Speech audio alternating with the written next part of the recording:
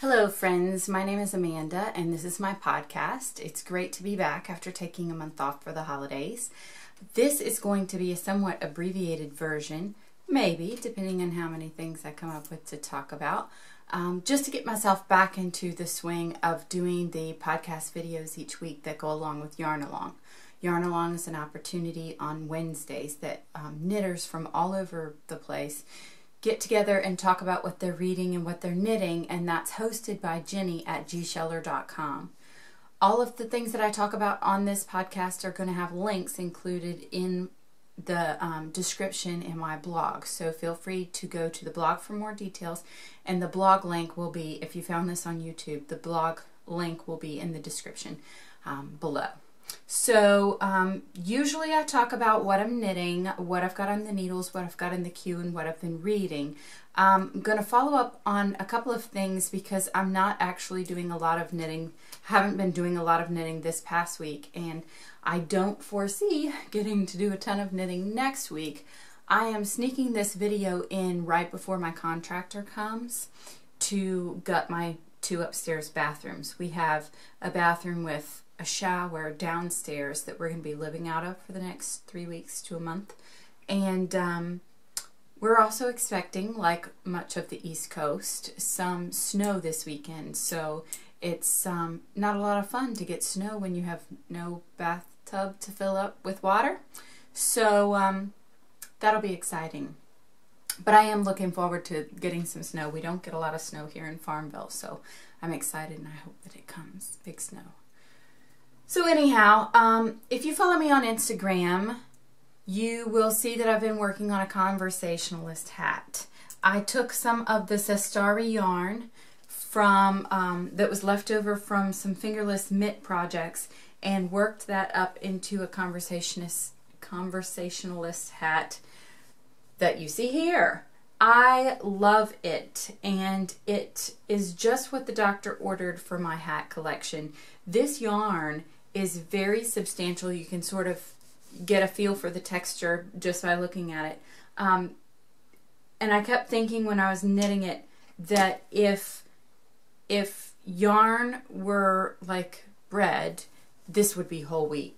This is like whole wheat 9 grain. It's very textured, it's very substantial, and very warm. So I'm going to put a pom-pom on that. I've got some Sestari and ivory, and I'm going to take some of the peach and the ivory and make a little contrasting pom-pom. This heart ditty is not in the pattern, but because of the colors of the yarn and the fact that February is but 10 days down the road, I decided it was cute.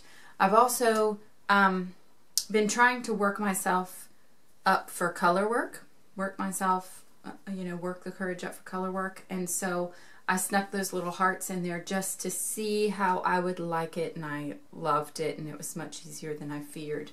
So I'm going to ride the color work train a little bit as I get the opportunity in the spring. Speaking of color work train, when I looked up colorwork patterns on Pinterest, I found a cowl called My Favorite Things.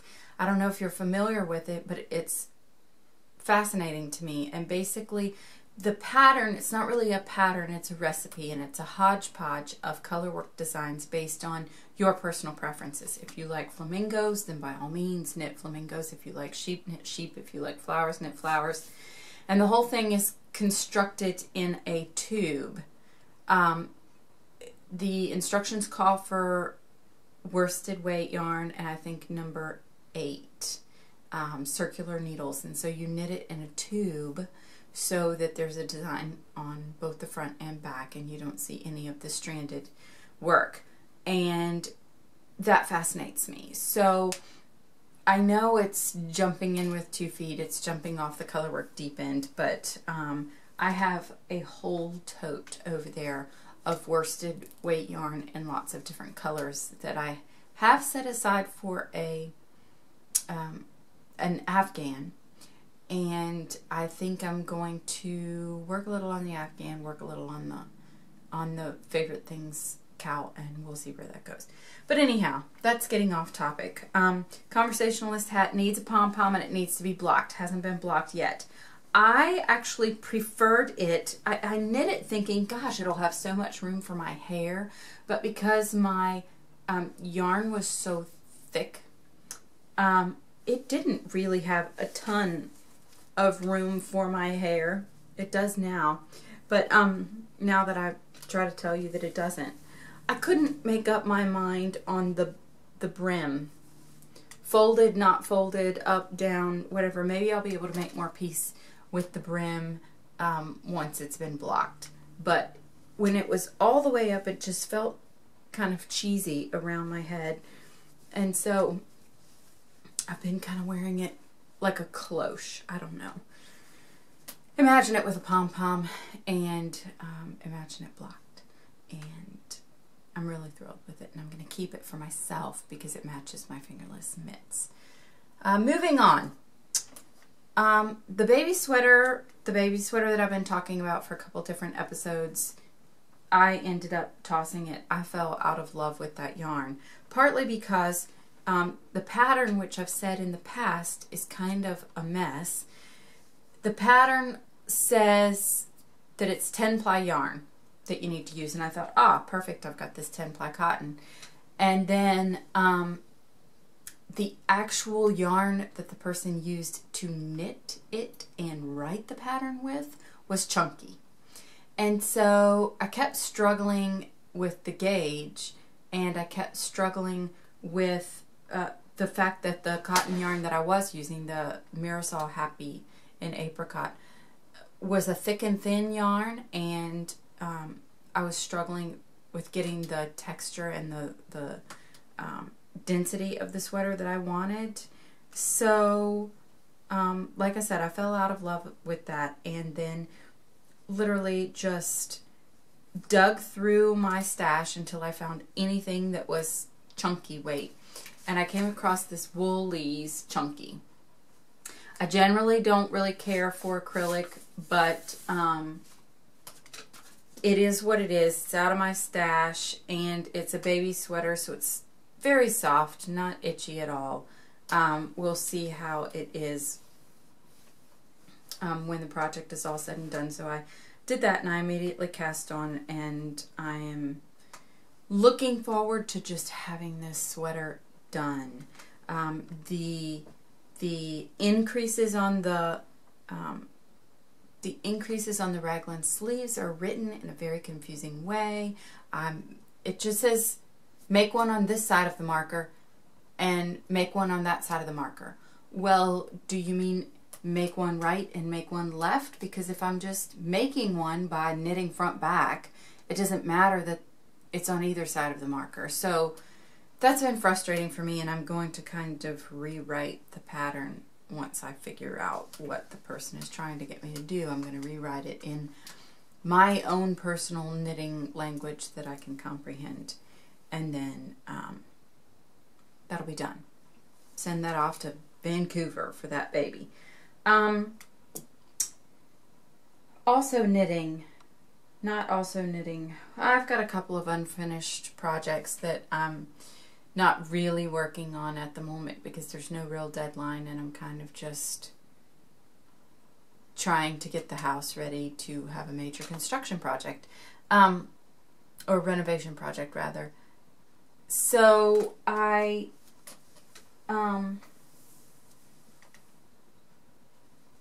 did want to follow up before Christmas. Well, a couple of things. Before Christmas, I mentioned that I had asked my sister for some drawstring project bags that I could keep projects in. That's what's left of my Conversationalist hat that traveled very well with me hither and yon until it was completed. Wanted some project bags. I sent her the Pearl Soho drawstring bag pattern and said just some of these. She definitely came through for me. I now am in possession of not one, not two, but 9 project bags. She had just gotten some fabric from a friend whose grandmother had passed away and was a quilter. So she went gangbusters on me, and it's excellent. She even made fabric drawstrings for many of them. She says, I hope you like them. I kind of went a little crazy with the Christmas fabric, but you know, you can use them all year round.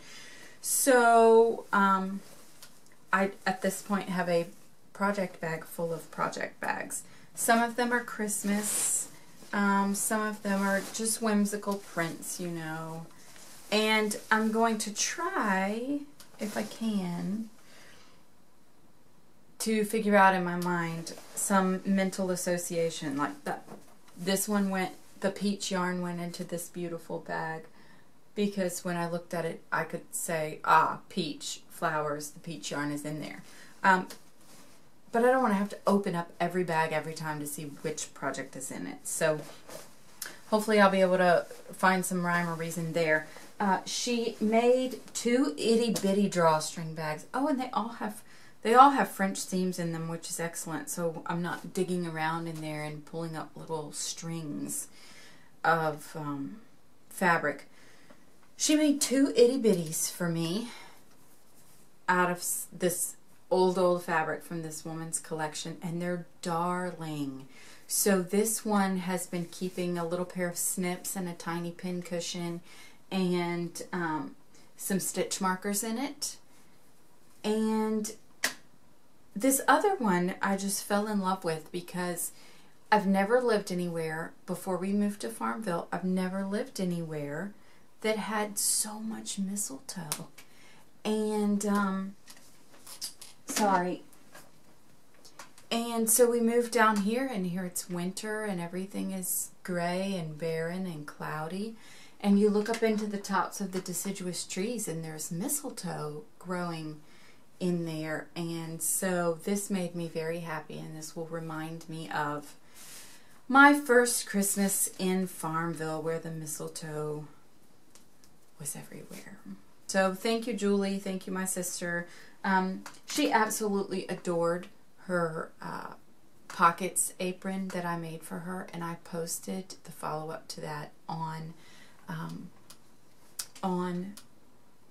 the blog as its own post, so I will link to that. Another knitting development, a couple knitting developments. I have really enjoyed, for years, I have really enjoyed these clover bamboo. I am dropping everything today. I don't know what my problem is. I've really enjoyed these clover bamboo needles. They slide nicely. They are sturdy. They don't feel cheap like plastic ones sometimes can. The joint, where the ones that have the joint, the circular needles, is always smooth. And I love really sharp points.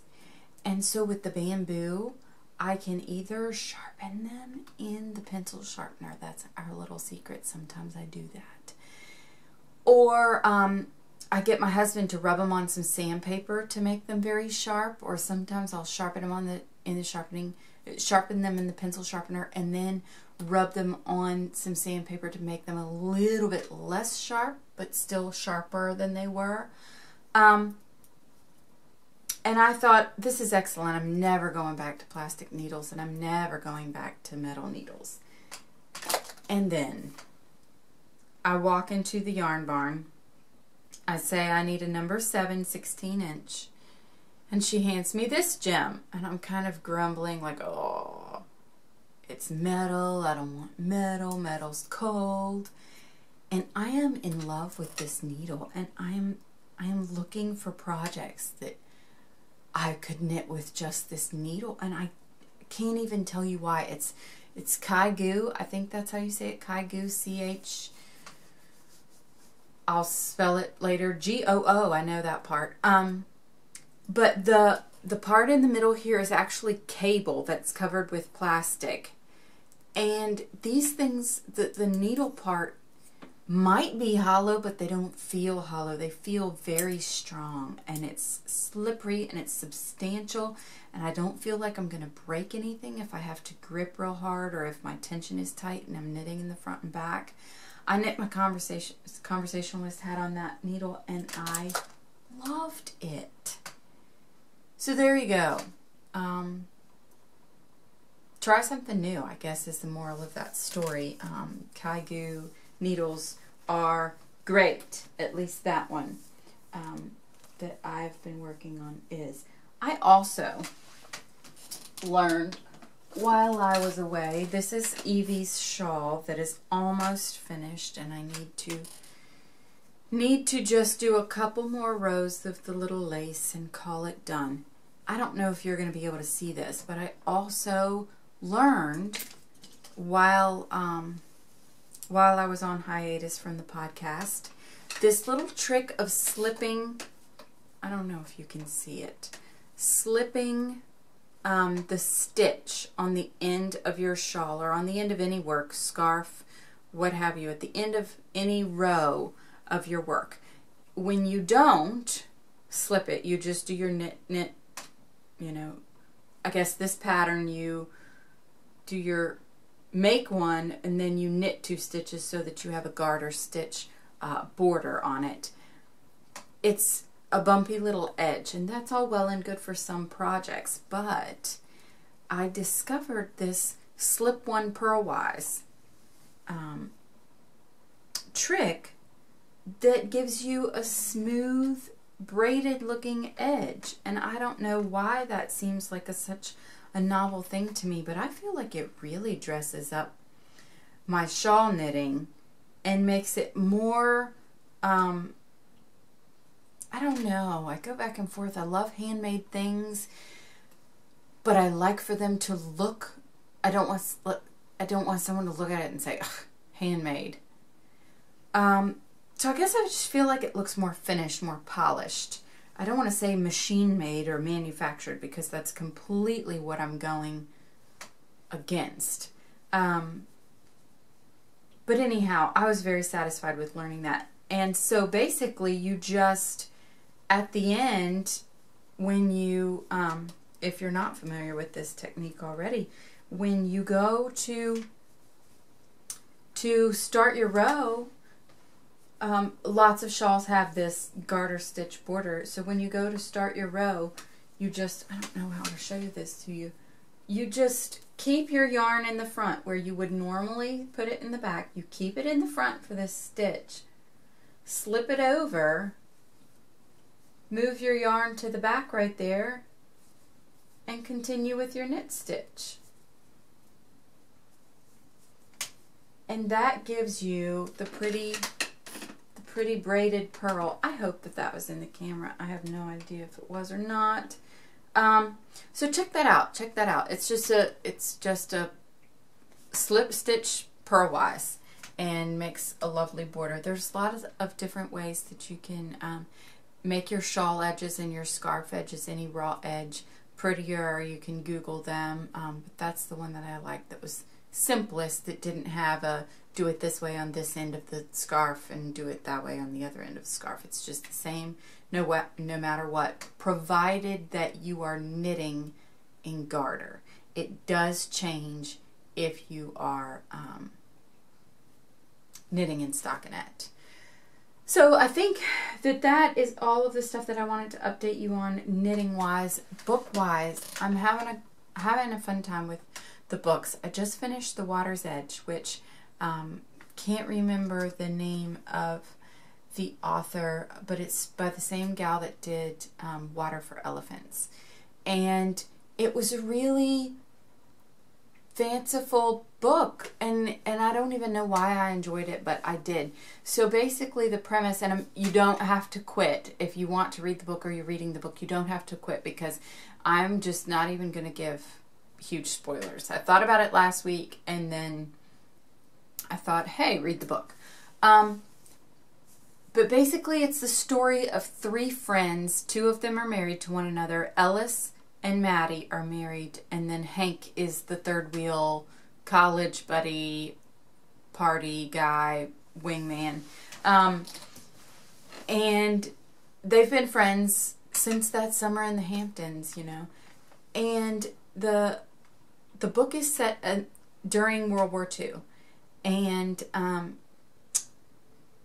the book opens with the three of them at a society party. And they're Americans, and they're at a society party, and just to tell a little bit about it, the bottle of champagne was so huge that this monster cork, you know, flew up, and here it's wartime, and then there's this humongous explosion. It's New Year's party. I don't know if I said that. I was actually reading the book on New Year's, so it was a fun way to have New Year's sitting at home. So this humongous cork bursts out of the biggest bottle of champagne that Maddie has ever seen. And they have a champagne pyramid where you pour it in the top glass and it goes down all the other glasses. And when the cork pops out, it hits the chandelier and all the crystals fall off, and raining crystals and Happy New Year. And this is the kind of life we're living here in this book. These three characters. And so the next day, Maddie wakes up having gotten so intoxicated at the party with her husband and his friend that she just looks over and she sees on her dressing table the giant cork and a couple of crystals from the chandelier. And she knows at that moment, I've made a fool of myself. I'm going to be in the front of all the society pages. You know, the gossip is rampant. My mother-in-law is going to kill me. Her mother-in-law already doesn't like her. So, long story short, they get all but kicked out. Basically, they get kicked out of the house, but they're still getting their allowance from the trust fund. And so, part of the family money came from Ellis's dad's discovering and documenting the Loch Ness Monster. And so, when they get kicked out for all of their bad behavior, they decide, and for a couple of other reasons too that you'll discover if you read the book, they decide to go to Scotland in the middle of World War II and try to find the Loch Ness Monster to get themselves back into good graces with the family, to get the Loch Ness Monster and document it.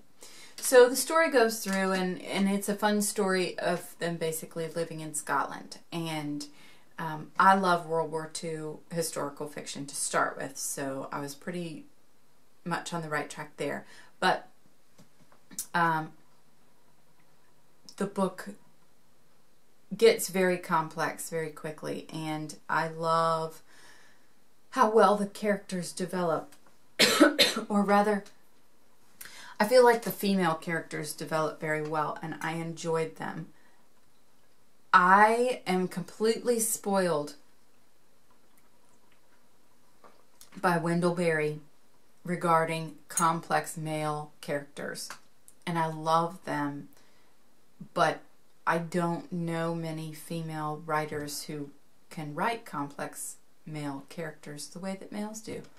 So, I do wish that the men in this book were more developed, but there are worse things in a book.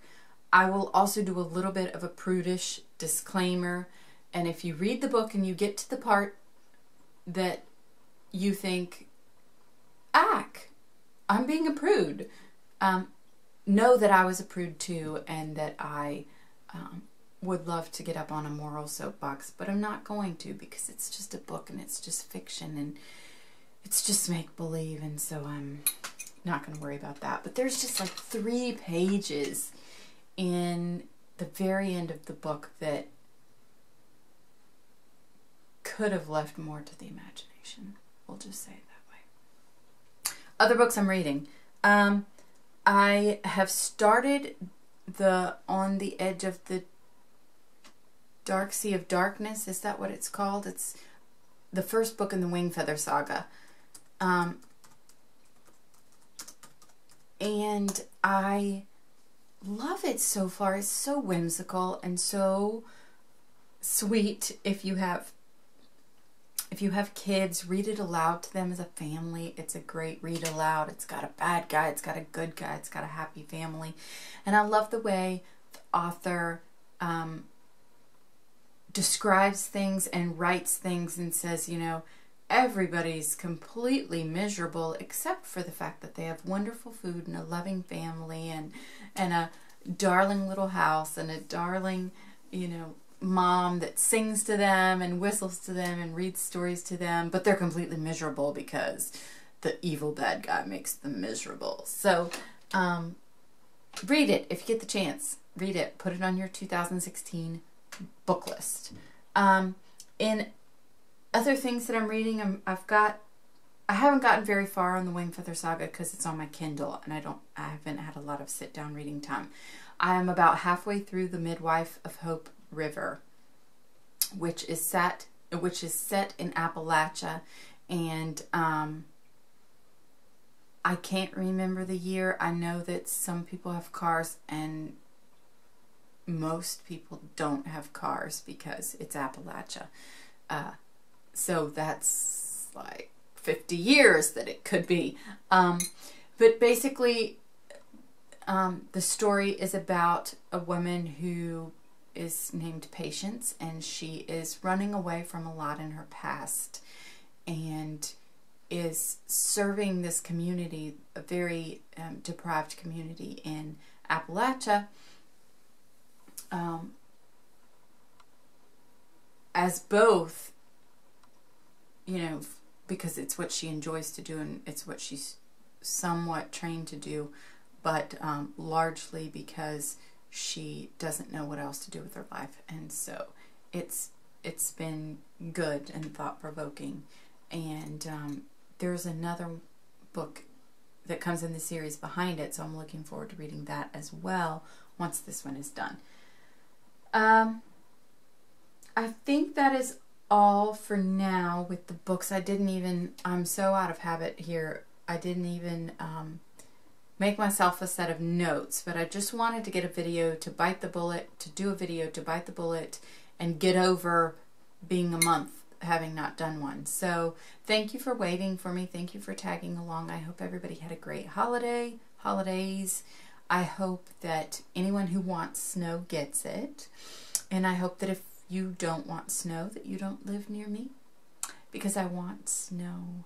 And I would love to have a reason to just sit here and knit and read and knit and read and knit and read. I'm sworn off baking because we're doing no white starches, no white flour, and you know, whole wheat pastries just aren't the same. So anyhow, I'll knit and read and quilt, and I don't know, all of a sudden 2016, in the past 3 days, I've gotten this renewed spirit for getting stuff done, which is good. I have so many unfinished projects, and I think that as the house becomes a little more finished, I will be more at peace about not having to mess with it, and more excited about getting back to all of my unfinished projects, because it's one of my list items. I won't say resolutions, I'll say list items to finish more than I start in 2016. So stay tuned next week, and I hope to have stuff that I've finished to show you. And like I said, join along with Jenny at gscheller.com, and hope you have a good week. Thanks.